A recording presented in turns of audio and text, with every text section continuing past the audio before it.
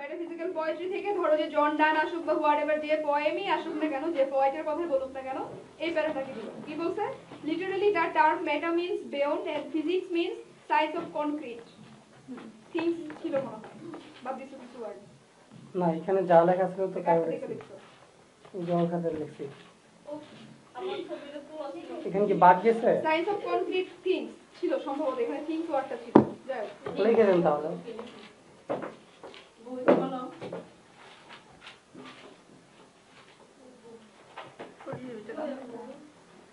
তাহলে কি বললো? লিটারালি বলতে বোঝায় যে মেটাফিজিক্যাল যে টার্মটা, এটাকে যদি দুইটা ভাগে ভাগ করো, একটা হচ্ছে মেটা আর একটা হচ্ছে ফিজিক্স।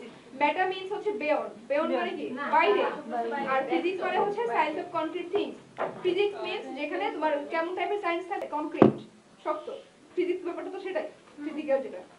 তাহলে ইটিমোলজিক্যালি মানে একসাথে ধরতে গেলে এটাকে ইটিমোলজিক্যালি বাংলা হচ্ছে বুৎপত্তিগত অর্থ দিক থেকে সেটা কি? মেটাফিজিক্স হচ্ছে এ subject, metaphysics means a subject, metaphysics মানে হচ্ছে এমন একটা subject which do not have any concrete shape, যেটার কোনো কি নাই, কনক্রিট শেপ নাই, যেটা ধরা ছোঁয়া যাবে না। মেটাফিজিক্যাল পোয়েট্রি এবার কিন্তু দেখো, এই এতক্ষণ তুমি হচ্ছে মেটাফিজিক্যাল কি সেটা বললা, এবার চলে আসতেছে metaphysical poetry. Metaphysical poetry therefore means, তাহলে সুতরাং মেটাফিজিক্যাল পোয়েট্রি বলতে বোঝায় পোয়েট্রি, এমন poetry that goes beyond the physical world, যেটা কিসের বাইরে? ফিজিক্যাল ওয়ার্ল্ডের বাইরে।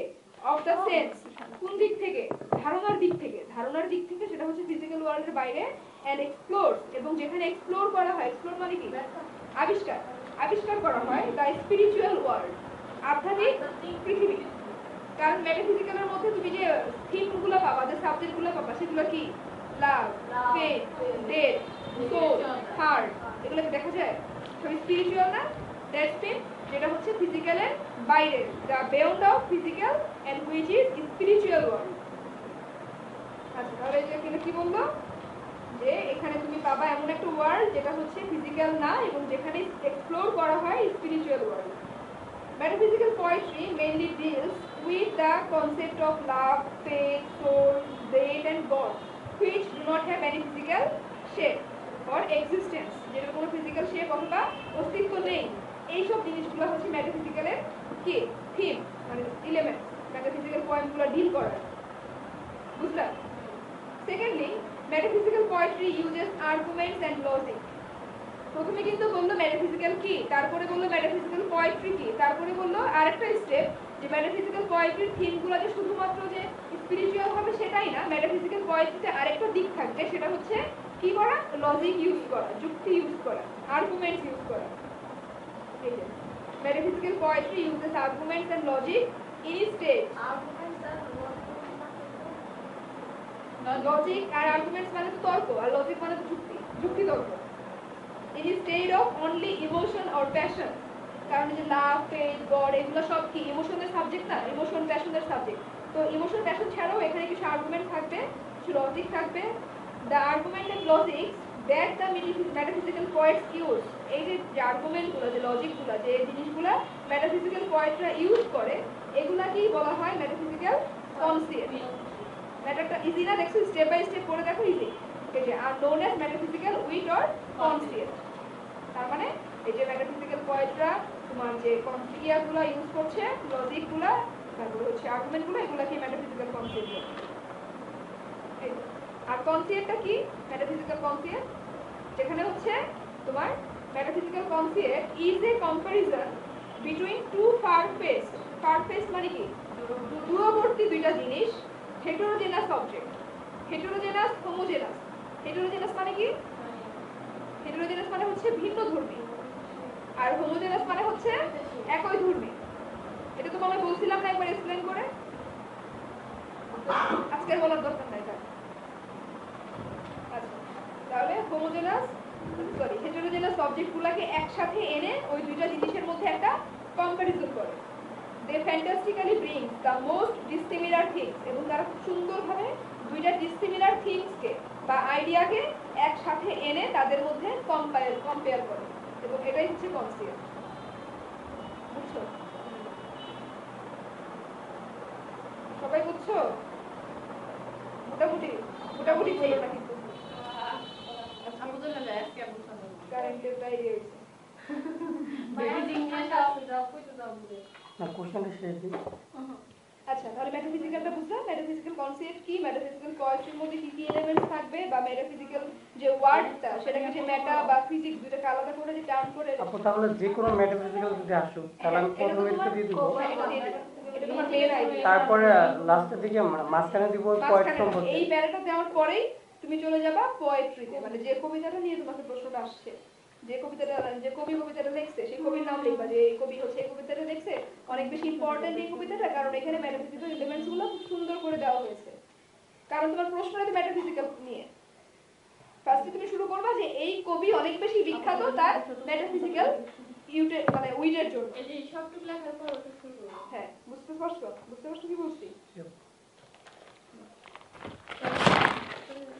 এই যে দেখো কিন্তু দেখো যে এখান থেকে পড়বা আপু এই যে ডান্স মেটাফিজিক্যাল পার্ট থেকে বাট আগের টুক দরকার নাই আগের টুক হচ্ছে তোমার ওই যে এই প্যারার মধ্যে লেখা আছে দেখো ফার্স্ট প্যারাতে দেখো but Donne is metaphysical point এই লাইনটা বের করো মাঝখানে ফার্স্ট প্যারাতে মাঝখানে মেটাফিজিক্যাল লাভ পয়েন্ট না metaphysical point in a different sense love point in a different sense আচ্ছা love point in different sense পাইছো হ্যাঁ এই লাইন থেকে তোমরা শুরু করবা 4 নাম্বার লাইন এক ফুট ঠিক হয়ে গেল এই লাইন থেকে শুরু মানে কিন্তু আগে এটাই দিবা না আমি যে প্যারাটা বললাম তোমার থেকে শোনো সাজাবা কিভাবে আমি কিন্তু চেক করব নেক্সট ক্লাসে হ্যাঁ আগে হচ্ছে মেটাফিজিক্যালের এই প্যারাটা লিখবা লেখার পরে লিখবা John Donne is one of the most famous poem in the metaphysical world the poems he deals যে পোয়েমগুলো সে ডিল করেছে is most important because of his use of metaphysical concept এই লাইনটা লেখার পরে লিখবা বাট ডান ইজ ডিফারেন্ট এই যে এখানে যেটা লিখেছে but Donne is metaphysical point in a different sense তার যে মেটাফিজিক্যাল ইউজ যে ব্যাপারটা এটা একটু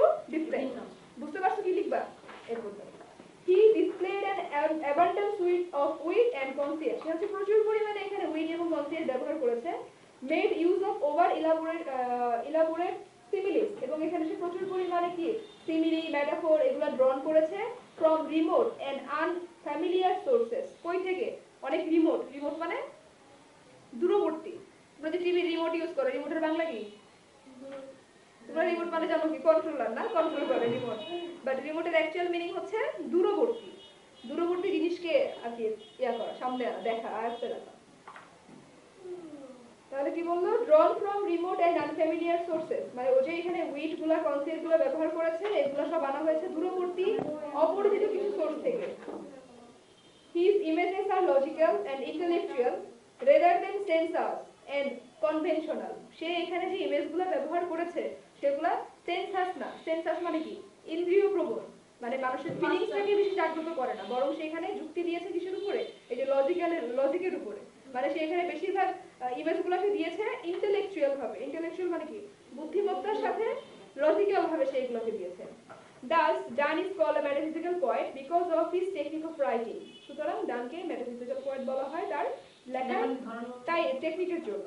It is not the substance or material, মানে এটা কোনো স্পেসিফিক কোনো উপাদানের জন্য না, rather it is his attitude to the human spirit. মানে অ্যাকচুয়ালি মেটাফিজিক্যাল মানে এরকম ধরা হয় যে পোয়েমের মধ্যে লাভ সোল ফেথ এই যে আনটাস্ট ব্যাপারগুলো যে আসবে সেগুলোকেই মেটাফিজিক্যালের মধ্যে ধরা হয় কিন্তু এখানে সে একটু আনকনভেনশনাল মানে অপ্রচলিত কেন অপ্রচলিত কারণ সে শুধুমাত্র যে ওই লাভ ফেথ নিয়ে ইমোশন নিয়ে ডিল করেছে সব পয়েন্ট সেটা না তার পয়েন্টের মধ্যে কি আছে লজিক তার পয়েন্টের মধ্যে কি আছে ইন্টেলেকচুয়াল ব্যাপারটা যে ইমেজগুলো সে ব্যবহার করেছে সেটা হচ্ছে ফার ফেস্ট খুব দূরবর্তী কিছু যেগুলো সে নিয়েছে কিছু আনফ্যামিলিয়ার সোর্স থেকে আনফ্যামিলিয়ার মানে কি অপরিচিত কিছু সোর্স থেকে সে নিয়েছে এবং সে যে সাবস্টেন্স বা ম্যাটেরিয়ালগুলো এখানে ইউজ করছে সেগুলো হচ্ছে কেমন human spirit and poetic expression that makes him a metaphysical poet মানে সে ওখানে হিউম্যানের স্পিরিচুয়াল যে ব্যাপারগুলো এবং পোয়েটের যে এক্সপ্রেশনগুলো সেগুলো নিয়ে সে এখানে ডিল করেছে তার যে পোয়েমগুলো জন ডানের পোয়েমগুলো কি মাথায় আছে যে প্রশ্নগুলো করতে গেলে সেই কবিতার সামারিগুলো মাথায় থাকতে হবে Donne's metaphysical poetry reveals a depth of philosophy, a subtlety of reasoning, a mingling of homely and sublime, the light on the serious, and these make his poetry full of variety and surprise. কিন্তু লাইনটা খুব সুন্দর করে ওর প্রশংসা করছে মানে ও যে অ্যাকচুয়ালি মেটাফিজিক্যাল পয়েট সেটা খুব সুন্দর করে এখানে বলছে কি বলছে যে ডান্স মেটাফিজিক্যাল পোয়েট্রি রিভিলস ওর যে মেটাফিজিক্যাল পোয়েট্রি গুলো সেগুলো প্রকাশ করছে কি, আর ডেপথ অফ ফিলোসফি মানে ফিলোসফির যে গভীরতাটা সেটা তুলে ধরেছে। আর সাবটিলিটি অফ রিজনিং, সাবটিলিটি মানে তীক্ষ্ণতা, আর রিজনিং মানে কি এই কাউকে যুক্তি দিয়ে কিছু বলা, রিজন মানে কারণ, আর রিজনিং বলতে বোঝায় কারণগুলোকে খুঁজিয়ে বের করা, যুক্তি দিয়ে বলা। তাহলে সেই রিজনিং এর যে সাবটিলিটিটা সেটা সে বের করছে। আর mingling of the homely and the sublime, mingling মানে কি মিশ্রণ, হোমলি মানে কি হোম যেটা হচ্ছে আমাদের গৃহস্থালী মানে আমরা দেখতে পাচ্ছি, আর সাবলাইম মানে কি সাবলাইম, সাবলাইম হচ্ছে তোমার ডিভাইন টাইপ আর কি, ডিভাইন মানে স্বর্গীয়, সাবলাইম হ্যাঁ মানে স্পিরিচুয়াল, সাবলাইম বলতে এখানে স্পিরিচুয়াল বোঝাচ্ছে। তাহলে সে এখানে মিংলিং করেছে না, মিশ্রিত করেছে দুইটা জিনিসকে, একটা হচ্ছে হোমলি যেটা আমরা ইউজুয়ালি আমাদের মানে এই ওয়ার্ল্ডে যেটা দেখতে পাচ্ছি, এবং পরবর্তী ওয়ার্ল্ডে যেটা হচ্ছে স্পিরিচুয়াল যেটা সাপ্লাই, এই দুইটা জিনিসকে সে এখানে কি করেছে, স্পিরিচুয়াল আর ফিজিক্যাল দুইটা মেটারকে সে একত্র করেছে, মিক্স করেছে। যেমন সে যে ইয়াগুলো তো কম্পারিজন তোমাদের মনে আছে না, যে নিজেদেরকে একটু তুলনা করেছে ওয়ার্ল্ডের সাথে, নিজের রুমকে তুলনা করেছে পৃথিবীর সাথে, এই যে তুলনাগুলা মানে হোমলি জিনিসগুলোকে সে সাবলাইম জিনিসের সাথে কম্পেয়ার করে মিঙ্গেল করে ফেলছে, মিলাই the light and the serious মানে তার ওখানে যে আলোটা পাওয়া যায়, যে সিরিয়াসনেসটা পাওয়া যায়, অ্যান্ড দিস মেক এবং এই জিনিসগুলাই তার poetry, his poetry full of variety and surprise, এগুলো কি দিয়ে পরিপূর্ণ, ভিন্নতা এবং সারপ্রাইজ দিয়ে পরিপূর্ণ। প্রবাবলি সম্ভবত দ্য মোস্ট ডিস্টিংটিভ ফিচার, সবচাইতে একটা আলাদা একটা বৈশিষ্ট্য তার পোয়েট্রি যেটা of metaphysical is their imaginary, সেটা হচ্ছে imaginary, which in done is almost invariably unusual, striking, often breathtaking। কারণ সে যে ইমেজগুলো দিয়েছে সেগুলো কেমন, সেগুলো আনইউজুয়াল না। আমরা কি কখনো মানে করি এরকম নিজেকে অন্য কারোর সাথে তুলনা করে, পৃথিবীর সাথে তুলনা করি না। আমার গার্লফ্রেন্ডকে আমি ওই দেশের সাথে তুলনা করবো, আমার গার্লফ্রেন্ড হচ্ছে পুরো পৃথিবী আর আমি হচ্ছে প্রিন্স, তুলনা করবো, এরকম তো করি না। দ্যাটস মিন এগুলো হচ্ছে সবই কি আনইউজুয়াল, আনইউজুয়াল এবং আরো কি বলেছে স্ট্রাইকিং মানে খুব কেমন জানো না, মানে স্ট্রাইকিং টাইপের, এবং হার্ট ব্রেথ টেকিং মানে মনে হচ্ছে যে আমাদের নিঃশ্বাস চলে যাবে, মানে আমরা অবাক হয়ে গেছি শুনে, বাট সামটাইমস ফার-ফেচড এন্ড ফ্যান্টাস্টিক, কিন্তু এগুলা কি ফ্যান্টাস্টিক না, মজার। Generally, dance poetry is marked by such characteristics as weight, conscience, তারপর হচ্ছে reconciliation, blend of emotion and intellect, hyperbole, imagery, এই সবগুলো আইটেমই কিন্তু ওর পোয়েট্রির মধ্যে আছে। সে কনসিয়েন্ট ব্যবহার করেছে, উইট ব্যবহার করেছে, ইমোশন এবং ইন্টেলেক্টকে সে যুক্ত করে ফেলেছে। এই যে এগুলো যখন পড়বা তোমাদের মাথার মধ্যে যদি সেই এক্সাম্পলগুলো থাকে সেটা এখানে যদি দিয়ে দাও ব্যাপারটা কত সুন্দর হয়, বুঝতেছো? এই যে এই প্যারাটা এখানে শেষ করছে কি দিয়ে দেখো, এই এক্সপ্রেশনগুলো কি করেছে, his style of expression is dramatic and colloquial tone, এবং সে যে তার এক্সপ্রেশনগুলোকে এখানে প্রকাশ করেছে সেটা কিভাবে, ড্রামাটিক ভাবে, নাটকীয় ভাবে এবং কলোকুয়াল টোনে, কলোকুয়াল মানে কি আঞ্চলিক টোনে। এখন এখানে যদি একটা এক্সাম্পল দিয়ে দাও, যে এখানে যে বললো যে সে তার ইমোশন এবং ইন্টেলেক্টকে সে এখানে মিঙ্গেল করেছে, কিভাবে একটা এক্সাম্পল দাও তো পয়েন্ট থেকে, একটা এক্সাম্পল বের করো যে ইমোশন এবং ইন্টেলেক্টকে ওখানে একসাথে করেছে, মানে ওর বুদ্ধি এবং ওর ইমোশন দুটাকে সে যুক্ত করে একটা এক্সাম্পল দাও, মানে একটা লাইন। হ্যাঁ, এটাকে তাহলে তুমি কিভাবে এক্সপ্লেন করতে পারো? ইন দ্য পয়েম, ওই পয়েমের নাম কি ছিল? Sun rising. In the poem sun rising the poet compares, কি কম্পেয়ার করেছিল বলো? Compare the sun bedchamber with the whole world. আর কয়েকটা বলো, আর কি কম্পেয়ার করেছিল? We compare his girlfriend with girlfriend, dealer with two Indians. তারপর তার গার্লফ্রেন্ডের বডি স্মেল হয়ে স্পাইসের মতো সুইট, আর বোনের মতো বিউটিফুল, হ্যাঁ, এবার বলো, এবার এক্সাম্পল তো দিলা, এবার এটাকে কনসিয়েন্ট অনুযায়ী ডিসক্রাইব করো, যে এখানে কনসিয়েন্ট কই পাইছো?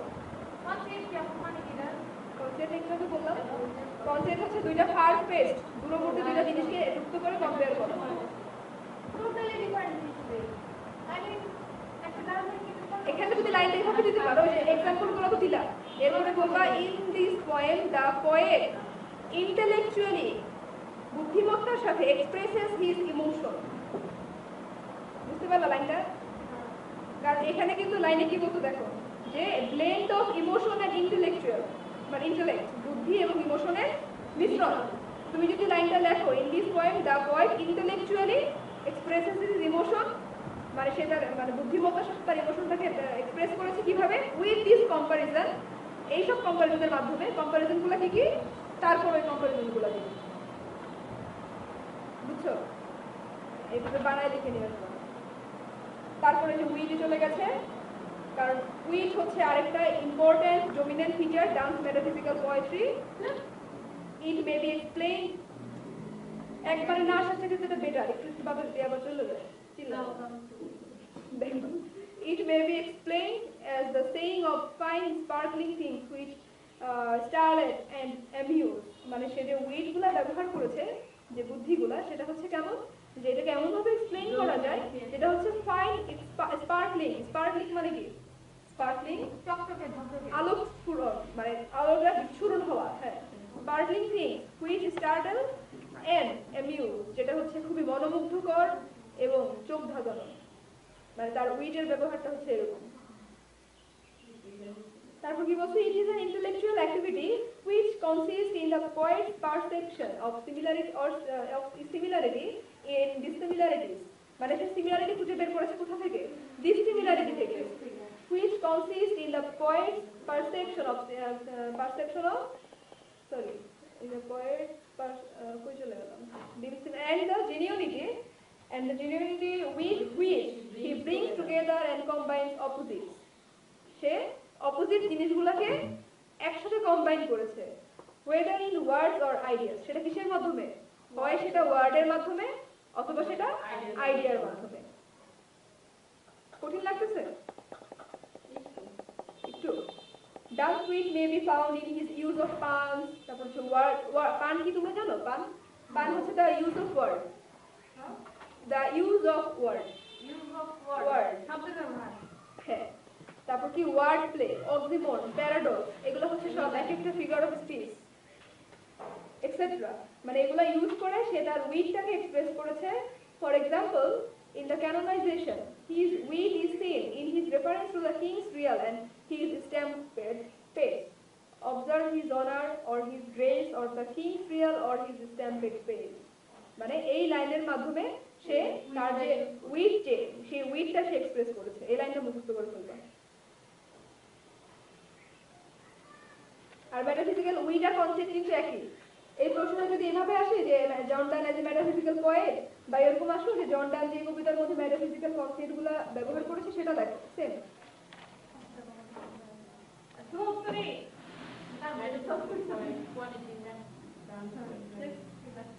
তারপর দেখো, another characteristic and feature of metaphysical poetry is concept, কিসে,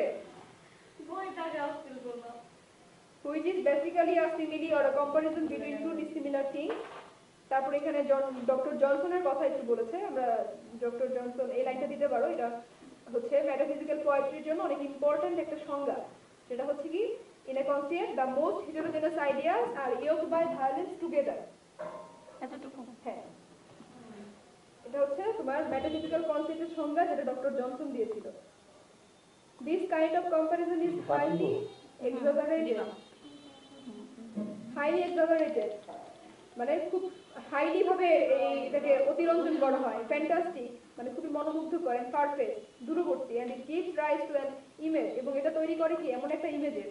the most famous and striking concept is the comparison of a man who travels and his beloved who stays to a pair of compasses in a valediction forbidding morning. তোমরা valediction তো পড়ো নাই, তোমরা ইয়া পড়েছিল না first good morning, sorry কোন পয়েমের মধ্যে জানো তোমার লাভারকে কম্পেয়ার করা হয় একটা কম্পাসের সাথে, মনে আছে? ওইটাই গুড মর্নিং, হ্যাঁ, মানে একজন হচ্ছে কেন্দ্রে থাকে আর একজন হচ্ছে চারপাশে থাকে। তাহলে এখানে কম্পাসের দুইটা লেগের সাথে তুলনা করেছে দুইটা বিলাপকে। গুড মর্নিং না, গুড মর্নিং না, এই কম্পাসের ব্যাপারটা আছে তো, এই যে তোমাদের ফরবিডিং মর্নিং এর মধ্যে আছে, ভ্যালিডিকশন ফরবিডিং মর্নিং, ওটা তোমাদের পড়াই দিই নাই। এই যে দেখো কি লেখা, লাইনটা পড়ো, if they be true they are two so as steps twin compasses are two, যেরকম কম্পাসের মধ্যে দুইজন থাকে, the soul the fixed to four, এবং যে কম্পাসের যে ফুটটা ফিক্স থাকে মাঝখানে ওটা হচ্ছে কি soul, makes no show to move but that is the other two, মানে ঘুরে সেই এক জায়গায় কেন্দ্রে মানে ঘুরবে, ওরা একজন আরেকজনকে রিভলভ করে, দূরে চলে যায় না দেখে, সেটা বলছে। তাহলে এটা হচ্ছে একটা conscious. Again, metaphysical imagery is a notable feature of dance poetry. He takes his image from various sources such as religion, science, তারপর হচ্ছে astronomy, nature, philosophy, domestic life, etc. His strange and whimsical image are startling. সে যে মানে অবাক করা মানে whimsical মানে কি বলে যে অদ্ভুত যে ইমেজগুলো ব্যবহার করে সেগুলো কেমন স্টার্টলিং মানে ধাঁধিয়ে দেয় আমাদের। And play to him becomes a marriage bed. এবং সে যে মানে তার কাছে যে ম্যারেজ বেড যে ব্যাপারটা ছিল সেটাকে তুলনা করেছিল কিসের সাথে, টেম্পলের সাথে। এই যে দেখো, this please you and I and these our marriage bed and marriage temple is. তাদের ম্যারেজ বেডকে সে তুলনা করছে কার সাথে, টেম্পলের সাথে, মন্দিরের সাথে, মানে এটার পবিত্রতাকে সে এটার সাথে তুলনা করেছে। এটা হচ্ছে একটা ইমাজেরি। তাহলে ব্যাপারটা কি বুঝতে পারছো কি কি আসতেছে? একটা প্যারায় হচ্ছে ও যে ফিলোসফি যে ব্যাপারগুলো তুলে ধরলো এটা, আরেকটা প্যারায় মেটাফিজিক্যাল পোয়েট্রিকে সে যে এক্সাজারেট করলো, আরেকটাতে হচ্ছে সে যে মেটাফিজিক্যাল উইট ব্যবহার করলো, আরেকটা মেটাফিজিক্যাল কনসিয়েট, আরেকটা মেটাফিজিক্যাল ইমাজেরি, এই এই করে এক একটা প্যারা বানাই দিতে হবে, বুঝছো?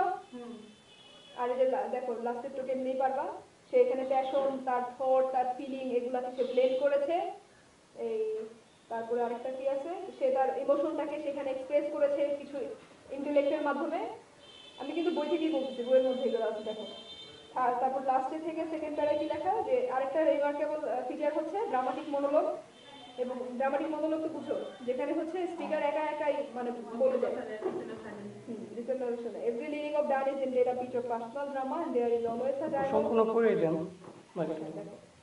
Personal drama and there is always a dialogue or at least a monologue. মানে এখানে সে ডায়লগের মতো পড়ে অথবা মোস্ট অফ দ্য টাইম এটা কেমন থাকে, মনোলগ থাকে। For example, the canonization starts with a dialogue, মানে মনোলগ তোমার ইউজুয়ালি ডায়লগের মতো শুরু হয়।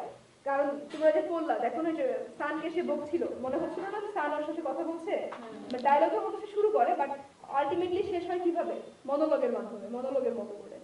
ওইটা তো ড্রামাটিক মনোলগ। হ্যাঁ, ড্রামাটিক মনোলগ ছিল। তো ডায়লগ আর একটা মনোলগ।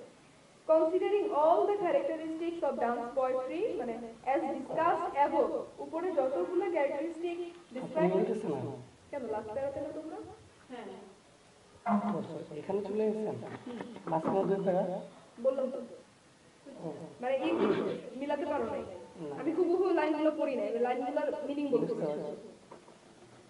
তাহলে কি বললো যে অ্যাবভে উপরে যতগুলো ফিচার ক্যারেক্টারিস্টিক নিয়ে ডিসক্রাইব করা হলো এগুলো থেকে উই ক্যান কনক্লুড দ্যাট, আমরা বলতে পারি বা পরিসমাপ্ত ঘটাতে পারি যে done is perfectly a mathematical point. কিন্তু বানায় লেখা যায় যে উপরে যত অ্যাবভে যত যা পড়লাম, যত ডিসকাশন দেখলাম, according to this discussion we can say that John Donne is the great mathematical point. তারপর কি বলছে, by virtue of his learning and intellect displaying an abundance of wits, মানে সে যত ইউজ করেছে, যত উইট, কনসিয়েট, এই সব কিছু ব্লেন্ড করেছে সে প্যাশন এবং থটের মাধ্যমে, মানে ইন্টেলেক্ট এবং ইমোশন, এই দুটাকে সে ব্লেন্ড করে অনেক সুন্দর সুন্দর উইট এক্সাম্পল